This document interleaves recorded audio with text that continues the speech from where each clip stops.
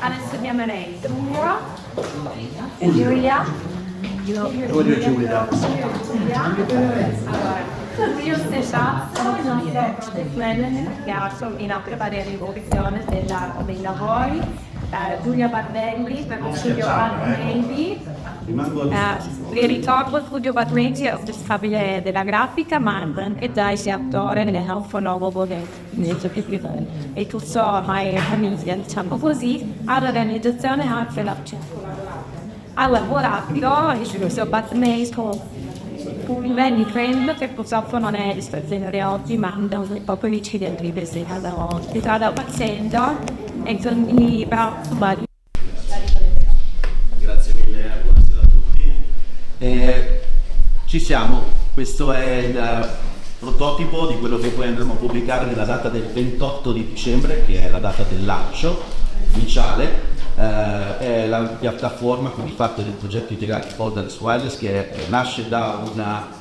piano strategico presentato un paio di mesi fa, che ha visto anche iniziare un lavoro di progettazione partecipata con i principali attori del territorio borderless, lo chiamiamo così, e unisce praticamente tutta una serie di soggetti che già sono esistenti nel territorio a livello istituzionale, non, che contribuiscono in maniera funzionale a creare una piattaforma che sia una piattaforma che ovviamente ha come principale obiettivo quella di valorizzare tutte quelle che sono le attività della capitale europea della cultura,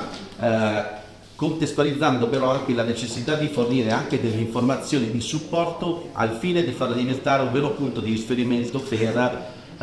tutto quello che riguarda anche una vera e propria destinazione turistica, perché le due parti devono essere assolutamente, devono funzionare di pari passo.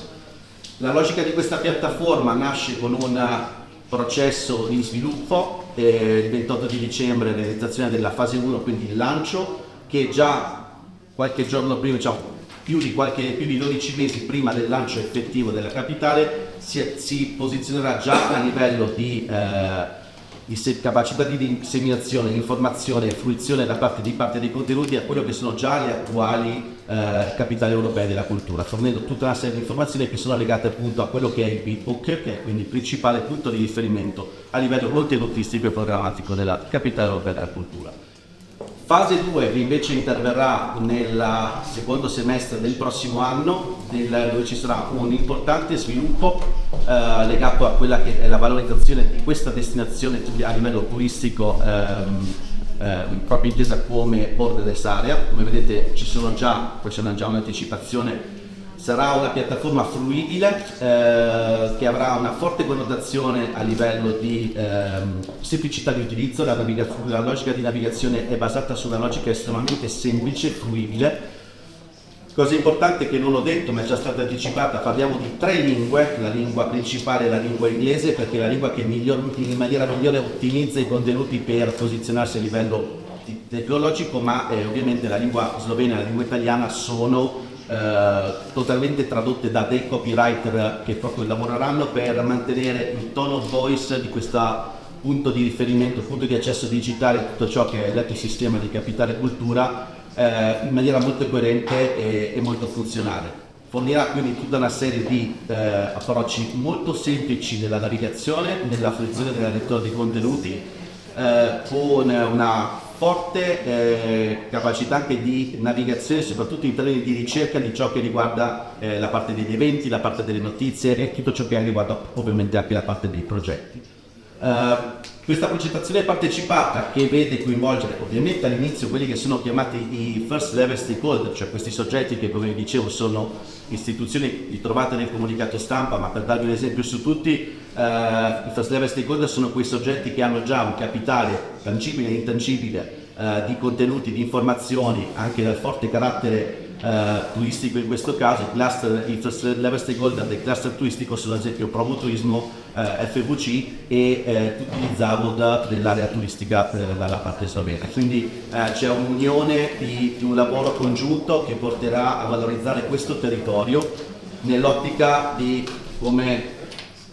ho sentito dire da un professore della Boccone, la cultura sono punti più di un territorio e questa piattaforma vuole avere la funzione e la missione di valorizzare questo tipo di contenuti, quindi focalizzandosi principalmente su quello che è la cultura, ma sfruttando anche l'opportunità che viene data proprio dallo svolgimento del 2025. Lascerei la parola a Giulia per darti una spiegazione anche della scelta dell'identità visiva. Prego. Vai.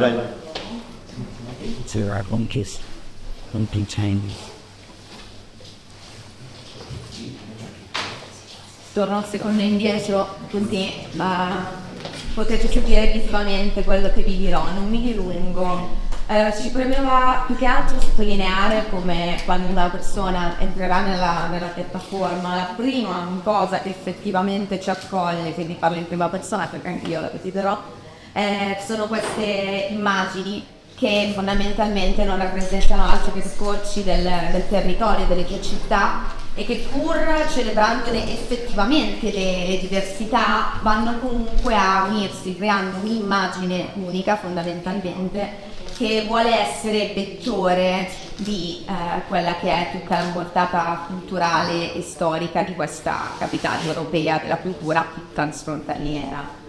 Ed è proprio questo concetto di superamento dei limiti, dei confini, questo concetto di affinità che ci ha portato alla progettazione della piattaforma, dal macro al micro, dalle piccole scelte come visivamente il fatto che le immagini non sono separate, sono unite, costituiscono un territorio unico,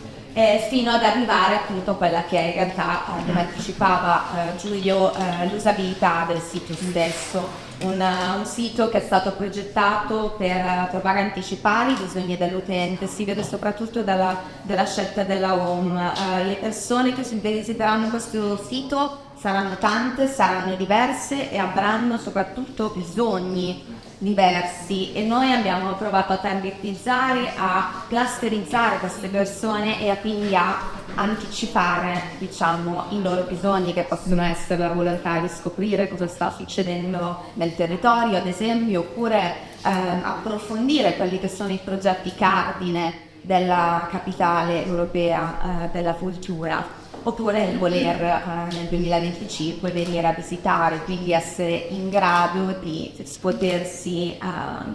organizzare anche autonomamente il proprio viaggio e le proprie esperienze. E vi lascio quindi la parola a Giulio. Grazie Giulia.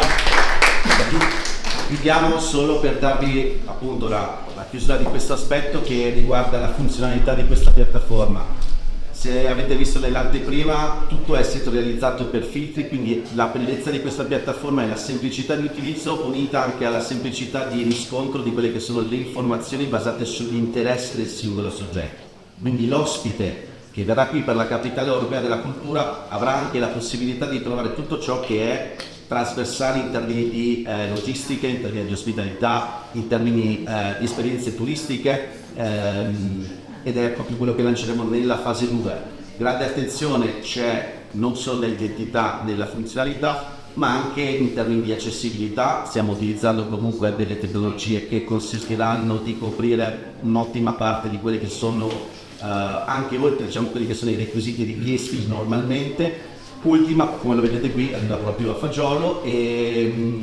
Ultimo aspetto, e poi chiudo, mi sento di dire che la progettazione partecipata che viene fatta non solo con quello che riguarda i first level stakeholder, che sono veramente numerosi, e la parte stimolante di questo processo di progettazione partecipata è che stiamo continuando a ricevere delle richieste e del desiderio di essere coinvolti all'interno, semplicemente con una fruizione e uno scambio di quelli che sono i contenuti. Lo stesso avverrà anche per l'utente terzo, quindi coloro che non sono per ora first level stakeholder, che potranno comunque presentare le proprie proposte, quindi ci sarà una partecipazione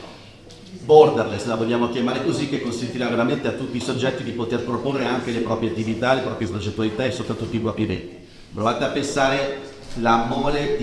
il numero di contenuti di eventi che avremo la possibilità di mettere a calendario grazie a questo sistema, e quindi sicuramente non ci sarà modo di né annoiarsi, ma soprattutto di non trovare le informazioni che servono per godersi al meglio questa capitale. Grazie,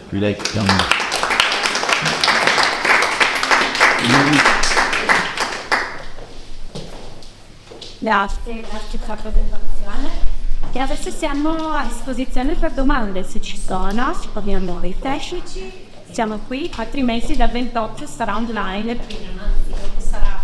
fruibile e quindi auspichiamo anche di navigare e anche magari inviarci qualche commento, perché comunque come è stato detto è un work in progress, no? Soltanto è online con un po' di contenuti e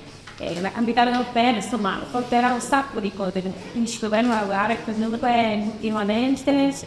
probabilmente ci saranno altre modifiche, insomma sto uscendo per quello che vorrei inserire, ma deve essere, come si diceva, proprio una costruzione anche partecipante. Questo deve essere un po' un strumento non nel GECT, non nel singolo comune, ma una cosa della capitale europea, deve sempre detto la capitale europea e di tutti, delle nuove città di tutto il territorio, e quindi ci piace poter chiedersi di lavorare su questo insieme. Se ci sono domande, Io volevo chiedere una specifica su quanto riguarda, sì, per me no, insegnante di cristiano, volevo chiedere, da quanto ho capito, nel 2024, quindi sarà integrata anche la possibilità di fare prenotazione per strutture ricettive, come saranno selezionate, se sarà autocandidatura, saranno raggiunte a marzo? Ok, allora dal metà, quindi primo semestre 2024, sì, pardon. No, primo semestre 2024 verrà messo e collezionate tutte quelle che sono le informazioni dei first level stakeholder, come dicevamo prima, che sono i principali attori del territorio anche a livello di promozione, in questo caso per rispondere alla domanda, e qui quindi hanno già indotte tutte quelle che sono le informazioni utili e necessarie per poter pianificare un viaggio, un'esperienza e quindi la partecipazione alla capitale europea, e non solo, perché ci aspettiamo che vengano anche prima ovviamente. Tutte le possibilità e le opportunità, come abbiamo detto, sono work in progress, ma diciamo che già la mole di contenuti e di informazioni che saranno messe a disposizione nel 2024, quindi nel primo semestre, saranno già una forte copertura di tutte queste che sono, in realtà possiamo dirlo, anche se ambizioso, sarà la prima capitale, la piattaforma di una capitale europea transfrontaliera che ha per la prima volta anche un approccio di destinazione turistica transfrontalista. Quindi l'approccio è esattamente quello di poter dare tutte le informazioni. La possibilità di partecipare c'è una sezione take part, è un work in progress, comunque se ci sono delle possibilità, delle richieste, delle volontà di essere parte del progetto, ci sono tutte le possibilità per farlo. I'm ready. Bene, allora io vi ringrazio e alla prossima, anche già che sono un fitto per ricordare che domani getta la sua assemblea annuale di chiusura, però dopo l'assemblea per quanto desiderano siete ovviamente tutti invitati a venire da noi qui dopo le 6 per ore di auguri, insomma ci faremo piacere condividere con tutti quanti ci hanno supportato e supportato durante le riunioni. Quindi grazie.